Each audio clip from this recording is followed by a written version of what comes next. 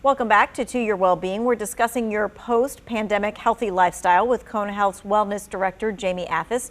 So for people who may still be hesitant due to COVID-19 to get back into an in-person group exercise class or go to the gym, what advice or recommendations would you have? You want to start with what's familiar and where you feel comfortable. So if you feel comfortable going back to the gym, but you still want to wear a mask, that's fine. I think it's just taking that first step to get through the doors and however you feel comfortable. And if you don't feel comfortable yet, then start with maybe another person that you can exercise outside with, but you're doing it socially so that that will help to ease you into that next phase. All right, let's now switch over to food because eating habits most likely changed for people during the pandemic. So combined with exercising, let's talk about the impact that not exercising and the changed eating habits have. Sure, it can certainly affect our physical health, especially if we have chronic conditions. It can affect our energy, right? When we're not eating healthy, our energy's down, our sleep, our mood can all be impacted by our food choices. All right, and let's then go into the healthy eating advice to getting back on track again. It's kind of like the exercise thing where do you just do cold turkey for all of the things? No, we would say all things in moderation and to start small. I think the biggest thing to try to start with is getting back to regular meal patterns. So many of us, our dinners might have been much later. Maybe we're skipping breakfast because our pandemic schedule changed, but really try to get back to 3 meals a day and 1 to 2 snacks, trying not to go more than 4 to 5 hours in between eating. And really the most important thing is don't skip your breakfast. So really trying to get back to breakfast or starting to eat breakfast if you never have before.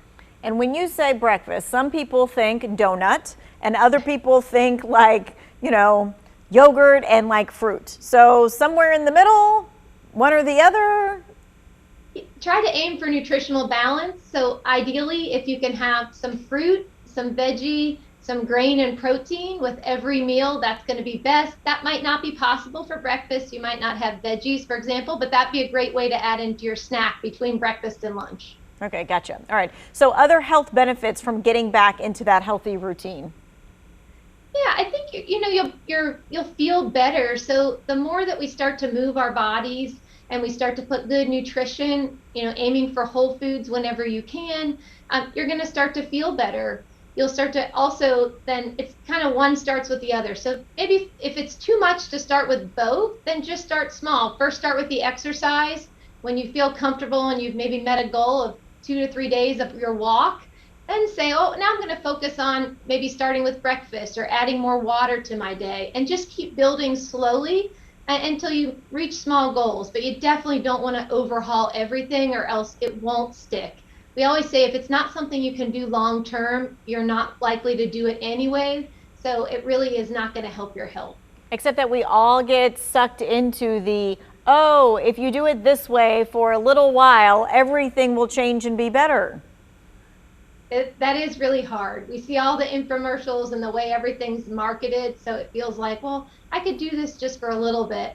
But I always like to remind everyone, right? Willpower is an exhaustible resource, right? So if it takes a ton of willpower, we're not likely probably to be able to sustain it very long. And really what we're looking for here is lifestyle changes that you can really put into place and keep over your whole life. And whether you're on vacation or not on vacation, or no matter where you are, or no matter what your schedule is. Definitely. All right, and so mental health is a big part of this as well. When we eat better, when we exercise, that helps us sleep better, that helps us just have a better outlook. Absolutely. You're going to be producing those feel-good endorphins from exercise, which is really important.